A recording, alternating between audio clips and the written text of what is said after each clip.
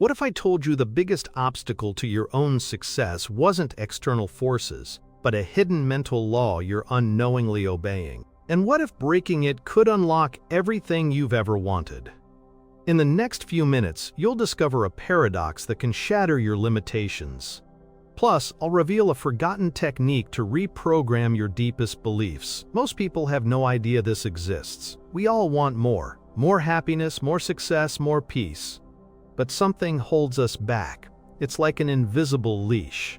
You push, you strive, but you keep hitting the same wall. Why? It's the mental law paradox. It sounds complicated, but it's simple once you see it. And once you see it, you can't unsee it. You've probably felt this yourself.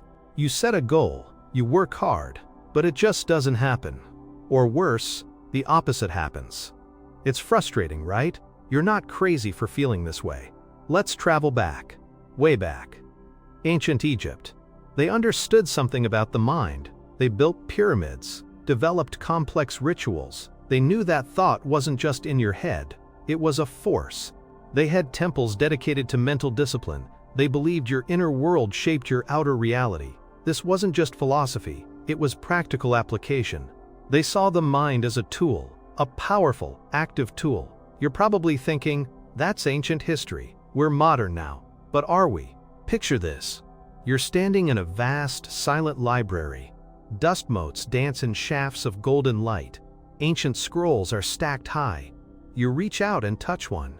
The papyrus is brittle. It whispers secrets of forgotten kings and lost wisdom. This is where the mental law paradox begins. It's hidden in plain sight. This knowledge was almost lost. This paradox is simple. The more you try to force something to happen, the less likely it is to manifest. The more you resist a negative thought, the stronger it becomes. It's counterintuitive. It's the opposite of hustle culture. But documented cases prove it. Think about that.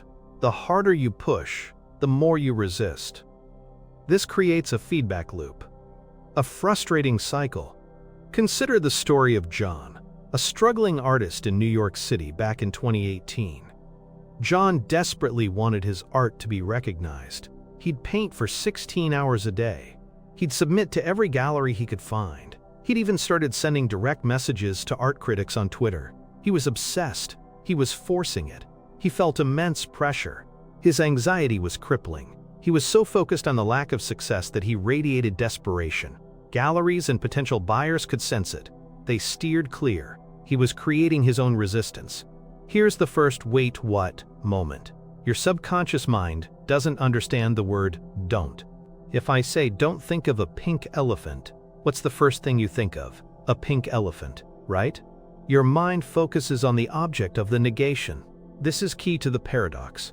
Trying to stop something often amplifies it. You're pushing against yourself. This changes everything you thought you knew about willpower. This ancient knowledge is what they don't want you to know. Because if you mastered this, you'd become unstoppable. They prefer you to stay stuck. They want you chasing external validation. This information was meant to stay hidden. But a whistleblower revealed the truth. Section 1, the setup. We've touched upon the core idea. The mental law paradox. It's the idea that active striving and forceful resistance often backfire. They create the very conditions we're trying to avoid. Ancient civilizations understood this. They practiced detachment. They focused on inner alignment. They didn't force. They allowed. This seems too simple, right? But think about your own life. When do you get the best results? When you're relaxed and in flow, or when you're stressed and forcing it? You've probably felt this. The universe seems to conspire against you when you're desperate. The paradox states, the more you focus on not having something, the more you attract its absence. The more you try to force a positive outcome, the more you create energetic resistance. It's a subtle but powerful dynamic. It's like trying to push a river upstream. You'll just get exhausted. Your body already knows this. It craves ease, not struggle. Let's look at another case. Sarah, a marketing executive in Chicago, Illinois, in 2019.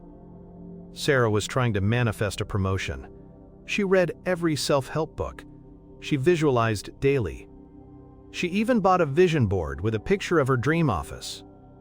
But she was constantly worried. She worried about her boss noticing her ambition. She worried about failing. She worried about not being good enough. This worry was a form of resistance. It was a powerful negative thought. She was focusing on the fear of not getting the promotion. This fear was louder than her visualization. She was unconsciously broadcasting her insecurity. The promotion went to a less qualified but more confident colleague. Her subconscious was stuck in the paradox. Most people have no idea they're doing this. They're caught in the loop, they try harder, they get more frustrated. It's a vicious cycle. But that's not even the strangest part. The strangest part is how easily it can be flipped. Section 2. The deepening. Now let's introduce some forbidden knowledge. Scientists accidentally discovered aspects of this. Quantum physics shows us that observation affects reality. Your focused attention, your beliefs, your expectations, they are a form of observation. They influence outcomes. This isn't just woo-woo, it's backed by science. University studies from institutions like Princeton have explored consciousness and its impact. They found measurable effects when focused intention was applied. Remember this detail, it'll be important later. The paradox is rooted in energetic principles. When you're in a state of resistance or lack, you vibrate at a lower frequency. The universe responds to your vibration, it matches your energy. So if you're vibrating with anxiety and lack, you attract more of that. It's like tuning a radio. You can't expect to hear classical music if you're tuned to a rock station. Your body already knows this. It feels the energetic mismatch. Let's consider a third story. This one is significant. In 2015, a man named David, living in Austin, Texas, was trying to overcome a severe phobia of public speaking. He tried therapy, medication, even hypnosis. Nothing worked. He was terrified. Every time he even thought about speaking in front of people, his heart would race. He'd break out in a cold sweat. He was actively fighting the fear. He was saying, "I must not be afraid." This is the classic paradox. He was focusing all his energy on not feeling fear. One day, a therapist suggested a different approach. Instead of fighting the fear, she told him to acknowledge it. "Just notice the feeling," she said. "See it. Don't judge it. Don't push it away. Just let it be there." David was skeptical.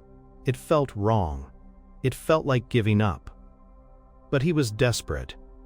He went to a small community event where he had to speak. As he walked to the stage, the familiar panic rose. His hands trembled.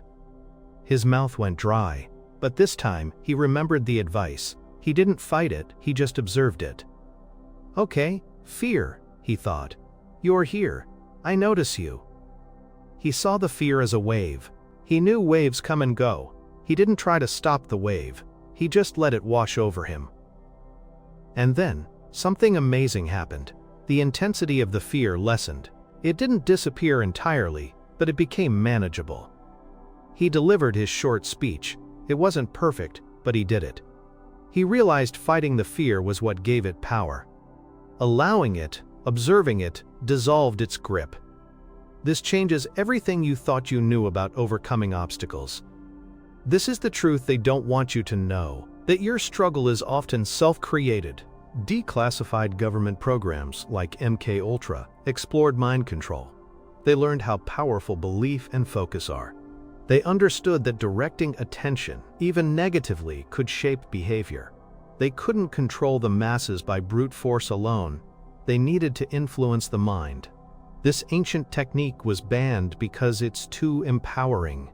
The paradox is this: to achieve something, you must often release the desperate need for it. To overcome something, you must stop actively fighting it. It's a subtle shift in vibration. It's about alignment, not force. This is where the paradigm shift occurs. You're not the victim of circumstance, you're the co-creator. Section 3, the evidence. Let's connect this to your life. Have you ever noticed how when you stop desperately looking for love, you meet someone? Or when you stop obsessing about money, an opportunity appears? It's the paradox at work.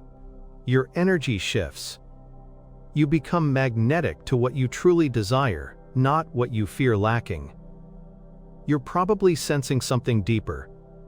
This isn't just coincidence. Imagine you're holding a balloon underwater. The harder you push it down, the more resistance it builds. Suddenly you let go. The balloon shoots to the surface. That's the paradox. Your focused effort, your resistance, is that downward push. Releasing that effort, that struggle, allows things to manifest naturally. It's like the universe is saying, okay, you're ready, you're not fighting anymore. This hidden pattern is everywhere. Ancient civilizations used rituals of surrender. Monks meditate on acceptance. Shamans enter trance states to observe without judgment. They weren't trying to force enlightenment. They were creating the conditions for it to arise. They knew that inner peace attracts outer harmony. Your body already knows this. It relaxes when you stop tensing. Let's revisit David's phobia. After that first event, he continued the practice. He didn't try to get rid of his anxiety. He just observed it. In the following months, his fear of public speaking dissolved, not because he conquered it, but because he stopped wrestling with it. He attended a conference in San Francisco in 2017. He volunteered to speak. He still felt a flicker of nerves, but he simply observed it. He spoke clearly and confidently. He received applause. This changes everything. He realized the power wasn't in eliminating the feeling, but in changing his relationship to it. If you're still watching, you're probably sensing something deeper. This is the core of true manifestation. It's not about wanting harder. It's about aligning your inner state with what you desire. It's about releasing resistance. This is the kind of knowledge that was guarded. It was almost lost. But now, the veil is lifting. Think about sports. The best athletes are often described as being in the zone. They're not forcing the win. They're playing effortlessly. Their bodies and minds are aligned. They're not resisting the game. They're flowing with it. This is the mental law paradox in action. You can achieve this too. You just need to understand the principles. This is where the conspiracy element comes in. They don't want you to know this because personal power undermines control. If everyone realized they could manifest their reality by mastering their inner state, the old systems would crumble. They'd rather you chase external goals, buy more things, and stay dependent. This knowledge is a threat. It's the ultimate form of liberation. Section 4, the revelation. The biggest secret is this. Your reality is a mirror of your dominant inner state. Not your conscious desires, but your subconscious beliefs and your energetic vibration. The mental law paradox reveals that the act of forceful striving and resistance creates a state of lack, which attracts more lack. The release of that striving and resistance creates a state of allowing and flow, which attracts more of what you desire.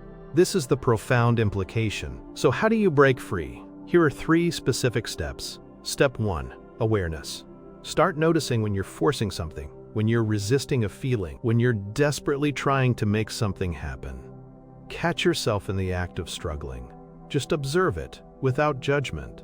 This is the first step to interrupting the paradox. You've probably felt this resistance. You thought it was necessary. It's not. Step 2. Release. Practice letting go. When you notice the struggle, consciously decide to release the tension. Imagine you're exhaling the need to control. If you're anxious about a situation, acknowledge the anxiety and then breathe out the need for it to go away now. This doesn't mean giving up. It means surrendering the struggle. It's about aligning with the natural flow. Your body already knows this feeling of release. Step 3. Alignment. Focus on how you want to feel, not on the absence of what you want. If you want more money, focus on the feeling of abundance and security. If you want a promotion, focus on the feeling of competence and fulfillment in your work. Feel it now, as if it's already happened. This is not about forcing a feeling.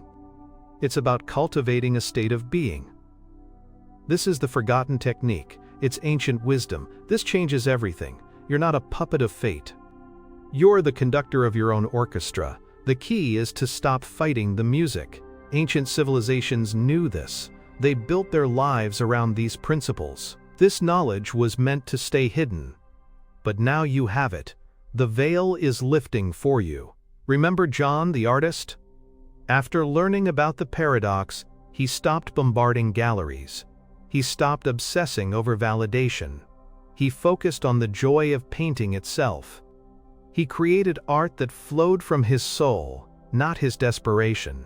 He started sharing his work online, not with a need for approval, but with a desire to share beauty. A small gallery owner in Miami, Florida, saw his work in late 2020. She was captivated by the authentic energy. She reached out. John's first solo exhibition was a success. He manifested his dream, not by forcing it, but by releasing the struggle. The universe responds to your vibration. When you vibrate with peace, with allowing, with inner alignment, you become a magnet for your desires. You can't unsee this now. This is the power you hold within. Section 5, the closing. So the mental law paradox.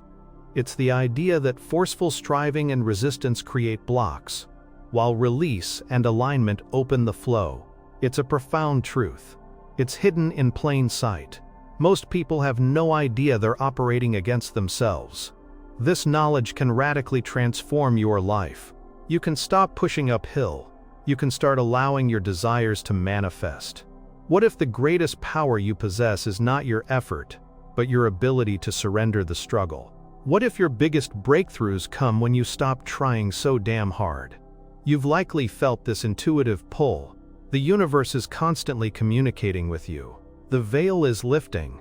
And if you think that's incredible, wait until you discover the next level. We've only scratched the surface of how your inner world shapes your outer reality. There are ancient techniques that can reprogram your subconscious in days, not years. If you're ready to dive deeper, to truly master this, hit that like button and subscribe. Because next time, we're exploring a specific ancient ritual that bypasses the paradox entirely. It's a technique so potent it was almost lost to time. What if you could align your energy with your desires in just minutes a day? You won't want to miss this. Stay curious, stay open. The journey is just beginning.